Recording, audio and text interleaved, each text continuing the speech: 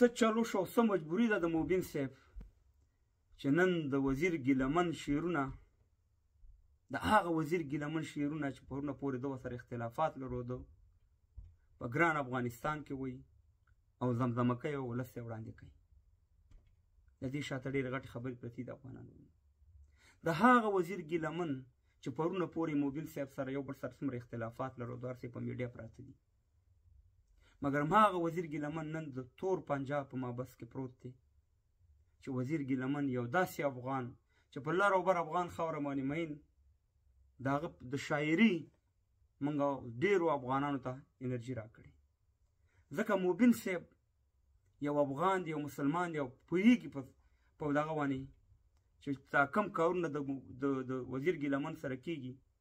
د وزیر ګیلمن دشمن او زموږ دشمن یو دی، ځکه موبین صاحب یو مسلمان دی، یو افغان دی، یو د احمدشاه ابدالي بچی دی او همدغه شان دی وزیر ګیلمن او مزدور پښتون او ټول. ځکه دشمن زموږ د اختلافاتو پیدا چې دغه دشمن ته رسي په دې باندې موبین صاحب پوهېږي. او ما خپله ډېرې هلې ځلې په دې کې کړي. دا مرګړي به شهیدان د پی ټي ایم مرګړي چې ما ډېر کوشش کړی چې د پی ټي ایم د میک نه د اوسني د افغانستان اوسنی چې کوم نظام حکومت دی د هغې په خلاف خبرې ونه شي. مخکې چې څه شوي هغه شوي، خو الحمدلله په دې کې زه 80% کامیاب شوی یم. زما خبره د پی ټي ایم مشرانو منظور پښتون، علي وزیر او د نورو ټولو ته رسېدلې ده. او بیا مې تاسو ته په ثبوت ویډیوګانې ښودلي دي چې د افغانستان د اوسني حکومت پسې یا طالبان پسې به خبرې نه کوي.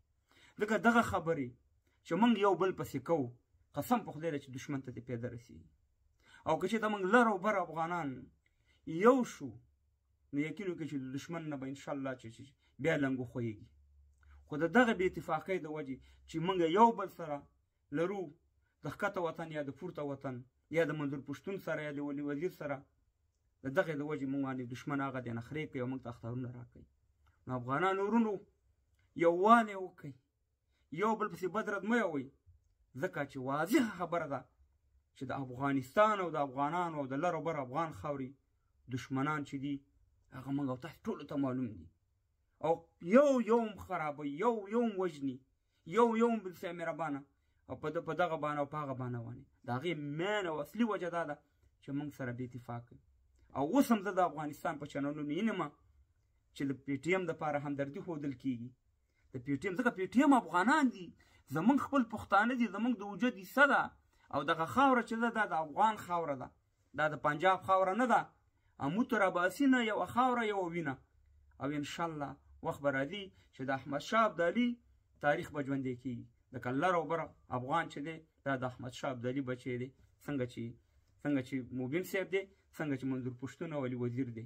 نو د اختلافاتو نه تېر شئ او دغه شان د یووالي ته کار وکړئ. زه پوهېږم چې نن د موبین صاحب دا خبرې چې دي د زړه نه دي، درد لري د خپلو ښکته پښتنو افغانانو خویندو میندو سره ورونو سره دغه ظلم چې دا پنجاب کوي لۍ درک کوي. وروره تېر په هیر راځئ چې اوس نه د اتفاق او اتحاد دپاره کار وکړو.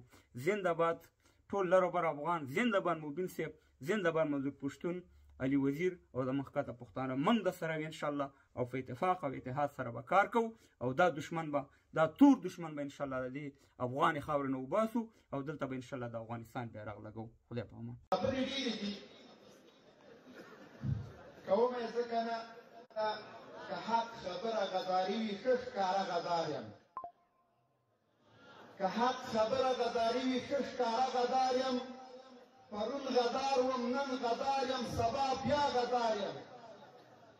که چېرته سپین او صفا خبره کړل جرم وي، زه د ملا عبیدالله ملاظایف استاد یاسر زمرک پوښتنه چا نه وکړم.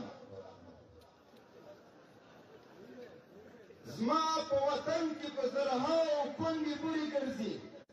دا په موږ نه امریکې نه هندوستان کړي دي، دا هر څه راسره دي دوه مخي پاکستان کړي دي.